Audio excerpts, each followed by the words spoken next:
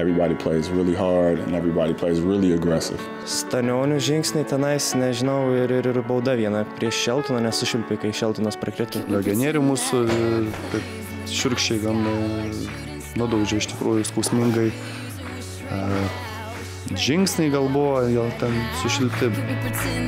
Vyčio praėjusio savaitgalio nesėkmė rungtynėse prieš Vilniaus Perlą buvo paženklinta kvestionuotinų teisėjų sprendimų ir fakto, kad rungtynėms prieš Vilniaus komandą teisėjavo 3 arbitrai. Iš Vilniaus – Evaldas Jonkus, Adas Papartis ir Andžiai Urbanovič. Likus žaisti kiek daugiau nei 4 minutėms iki 4-ojo kėlinio pabaigos, Šeltonas Jacksonas išvedė Vytį į priekį rezultatu 59–58. Po šios akimirkos 8 švilpukai skambėjo Perlo naudai, 3 Vyčio ir 6 švilpukai gali kelti klausimų. Edgaras Stanionis iškelia ranką Margiriui Normantui metant tritaškį. Švilpiama pražanga galime matyti, kaip teisėjas rodo kontaktą korpusu. Sulėtintame pakartojime matome, kad kontakto korpusu nebuvo. Kitame epizode Lukas Kvedaravičius meta tritaškį, Edgaras Stanionis atkovoja kamuolį, jam švilpiami žingsniai.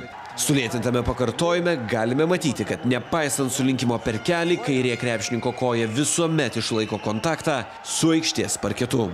Čia Perlas grąžina kamuolį iš užgalinės linijos. Margiris Normantas laisvas pataiko tritaškį. Sulėtintame pakartojime galime matyti, kaip Domantas Pipiras stato judančią užtvarą, žengdamas žingsnį prie pat užtvaros atsidūrusį ir vėliau krentantį Edgarą Stanionį, kuris parkritęs palieka Margirį Normantą niekieno netrukdoma.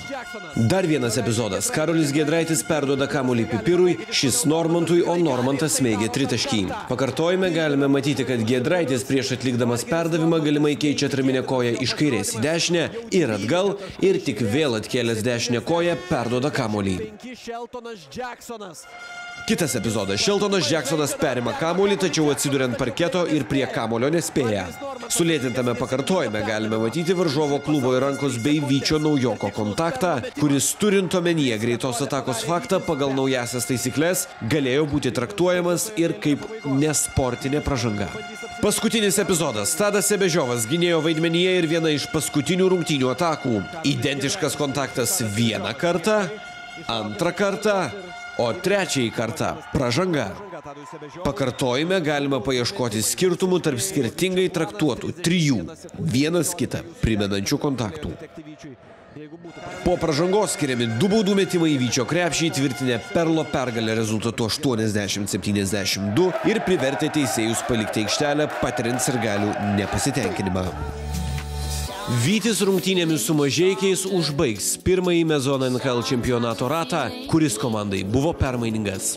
Tos traumas, aišku, daug davė minuso. Tas mūsų gal fizinis pasiruošimas buvo per daug užsitęsęs, tokioje biškai duobėjai fiziniai buvom.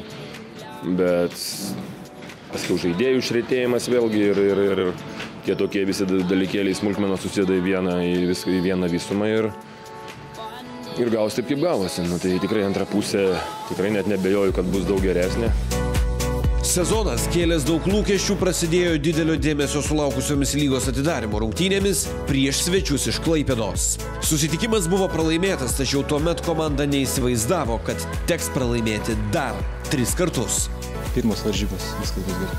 Iš viso ekipa sezoną pradėjo 4 nesėkmėmis iš eilės. Jums sakyta, atsit prieš varžybą, kad jis autobusą pradėjo. Kem ketvirtam neduot mes, teigis rajus, nužūtų. Mes nieko nenaiksim tokių žaidimų. Aš sakau, turim žaisti kaip komanda. Pirmoji pergalė buvo iškovota rungtynėse prieš Palangą ir netrukus Vytis parodė kitą savo veidą. Suvalkijos derbyje iki galo priešinosi čempionato lyderiai titulą ginančiai Marijampolės Sūduvai, o po to laimėjo 4 kartus iš eilės. Pergalių seriją nutraukė tik jau matytos apkartusios rungtynės prieš Perlą. Į Mažeikius Vytis išvyko su 5 pergalėmis ir 7 pralaimėjimais. Dabar, manau, demonstruoja daug geresnį žaidimą negu pradžioj sezono.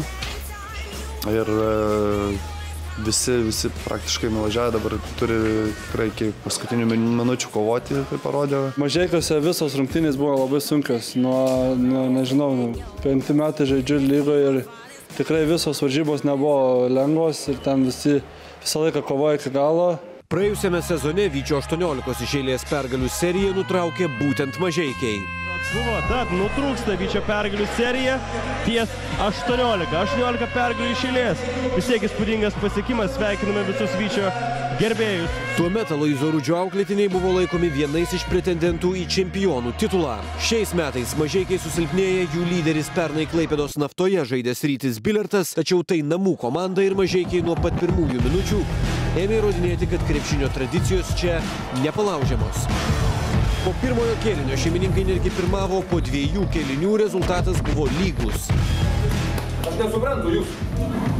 Nei gražiuoju, nei piktuoju, nei dar kažkaip. Nu tai jūs kaip nors galite ar ne? Čia jūsų darbas, jūs gerbti tą darbą savo. Kam jūsų dirbti? Ar norit grigriuoti geriau ką? Iki tol vos vieną tritaškį metęs Vytis rungtynių pabaigoje pradėjo pataikyti, o vis grįždavusius rungtynės mažeikius visiškai palaužė pražangos ir techninės pražangos. Vytis iš mažeikių įsivežė pergalę rezultatų 73-65 ir po pirmojo NKL rato turi 6 pergalės bei 7 pralaimėjimus. Visi norai, tai grupės pagavysim iš laukelį. Įdėkit žaidėjams negerų. Thank